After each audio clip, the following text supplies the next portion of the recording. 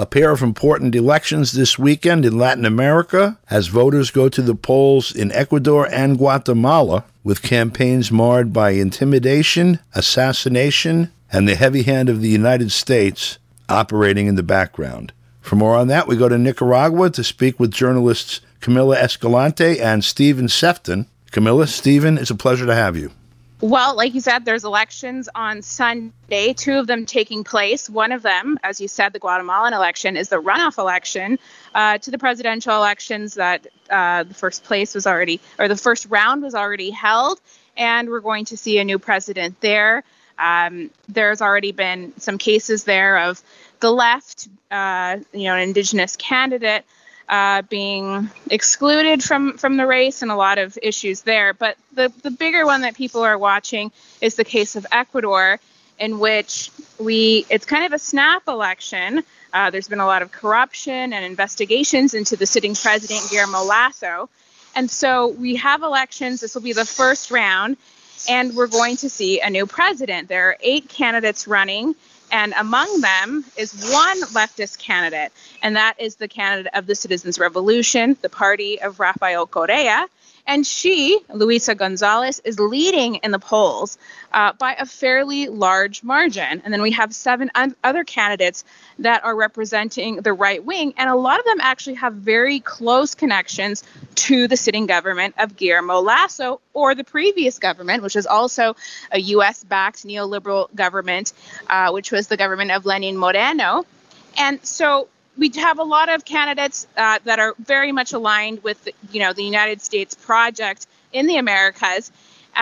Those 7 candidates represent that. Some of them are still pretending to be mavericks. They're pretending to be outside of the, status quo, but they're absolutely not. And as you said, we had an assassination in Ecuador of one of the candidates who was polling in 4th place. And so it's raising a lot of concerns. There are currently prison riots in the province of Guayas. There's a lot of activity and very strong violence around the province of Guayas and the city of Guayaquil, having to do with the narco traffickers that are now taking over the country, that are working with the police and military and the government. And so with all of that took place, and with the assassination of that candidate, we saw the invitation by Guillermo Lasso of both the FBI. He requested the help of the United States via the embassy of the FBI and U.S. intelligence, and they've arrived in the country, and they're conducting investigations alongside Ecuadorian authorities of what took place and why this candidate was killed. And this, of course, is just inviting more foreign intervention, more observation. This is an election that's being observed by the OAS, by the European Union, and the usual suspects.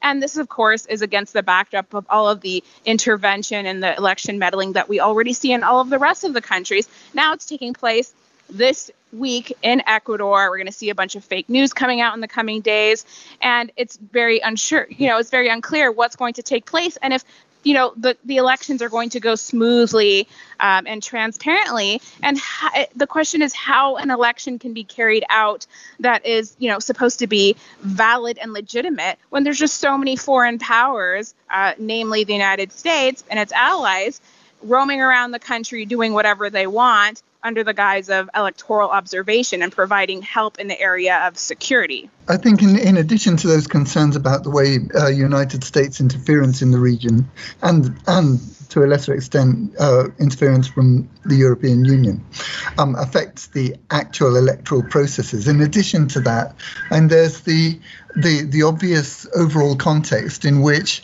in the elections in Ecuador, in the elections in Guatemala, and also as we saw in Argentina in the primary elections that were held there over last weekend. And one of the big problems is that whoever wins the election, the chances of them being able to implement whatever program they may have are very slim, because the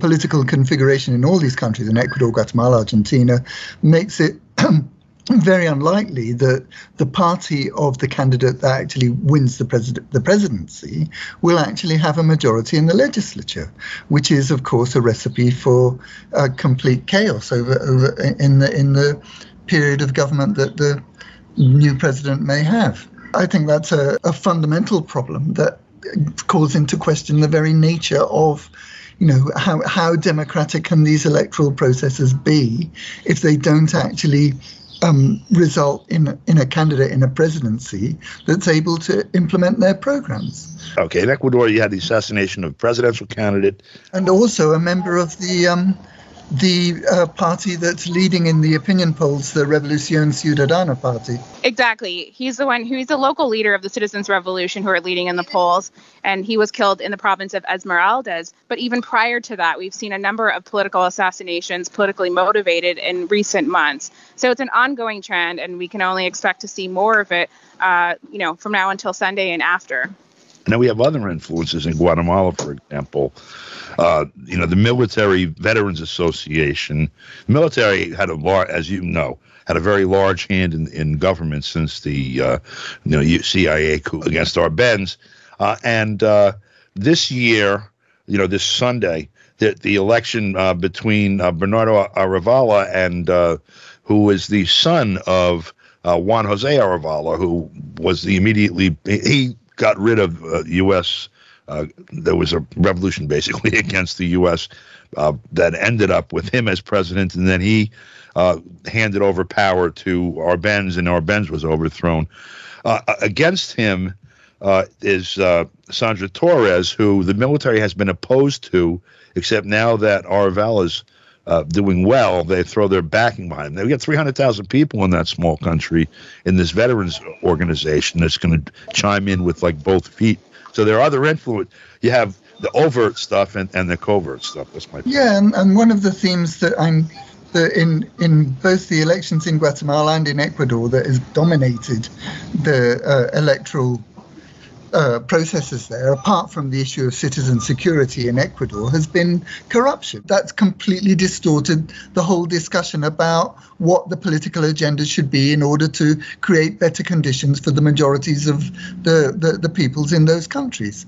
And that's another example of the way that the United States imposes its agenda in the region and distorts a normal political process. The word, concept, whatever, corruption is not ideological in a very real sense, and it's something. What was his name? Jimmy Morales.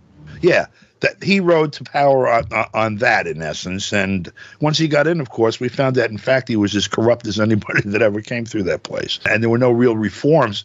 If a system is milking the people effectively, and it's designed to do that, it's not really corrupt. It's performing as designed. And the idea of corruption is that however you design something, it's not working because it's being obstructed, by malfeasance or whatever, by maloperation.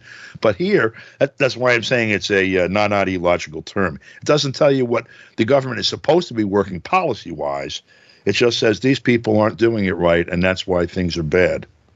Yeah, and it makes it very difficult for the Revolución Ciudadana party to actually get across their message, because the whole debate is hijacked by these other concerns. That's right.